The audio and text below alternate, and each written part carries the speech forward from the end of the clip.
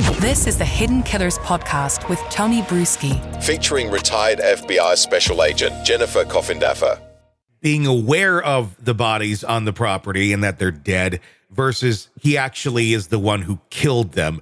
And that's what they're trying to prove here. It's not just conspiracy on this.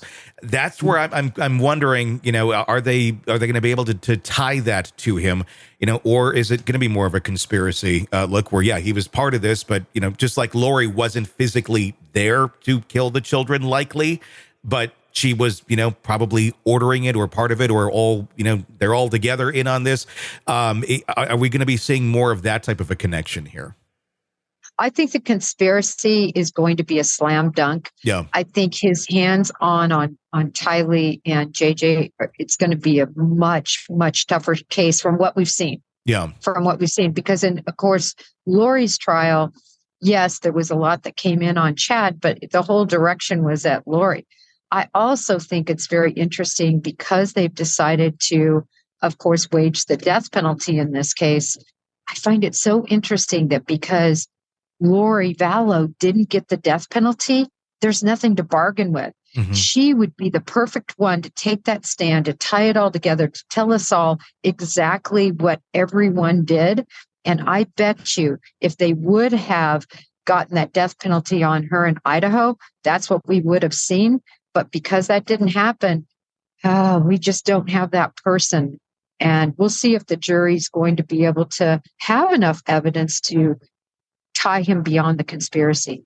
How do you think John Pryor is doing in representing Chad thus far? It's just him. You got to understand that. There's no second chair. I know the judge offered money for a second chair, but couldn't find anybody or anybody that was qualified to do this in Idaho. I know there's only so many death penalty qualified attorneys that are there, but I know he's trying his best, it seems. But what's been your opinion? It's hard when you don't have the facts on your side. Yeah. And you're just trying to, try to distract. I think he's doing the best he can do. But I do believe there is no way this case does not lose on appeal if he is convicted. Mm-hmm. He doesn't have a second chair. He doesn't have the proper help he needs in a death penalty case. I think that's going to be a huge problem. Then the question would be, if we get another trial here, we got to find somebody who's going to represent Chad Daybell.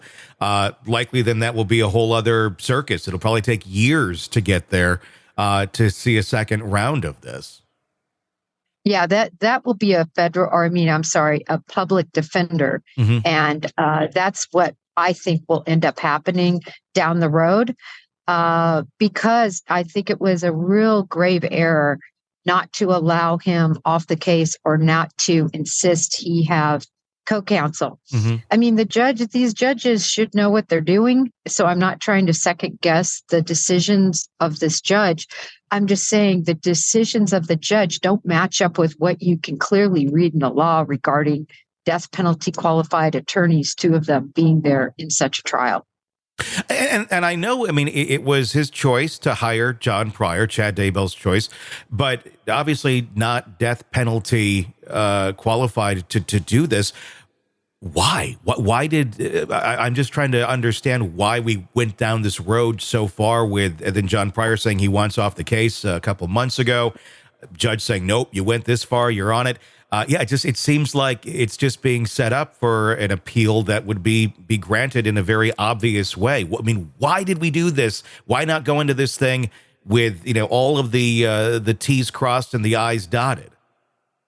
Well, I do wonder, Tony, if when you look at other people, as an example, Ted Bundy, certainly not death penalty qualified, not qualified in any way, mm-hmm. shape, or form other than, law degree to represent himself, right? In so many cases, that's just one that comes to mind. But people have been allowed to mm-hmm. represent themselves in trial on very serious cases with murder charges pending. And so perhaps the judge feels, and perhaps there is, some sort of precedent for the mm-hmm. person charged being able to choose their attorney overriding the normal laws that require certain lawyers representing in death penalty cases. That's the only thing I can think of, Tony. Yeah. I mean, it's kind of, you're stacking the cards in a certain way of, well, we're probably going to lose this, so might as well go forward with it and we'll get another shot at it. Do you think we're going to see Chad take the stand at some point? I think if it continues to go the way it has, yes. Because again, we really haven't seen that smoking gun in terms of him directly murdering Tylee or JJ. But I think they're making a good case for the suffocation of Tammy. But again, you have the prior decision that was made.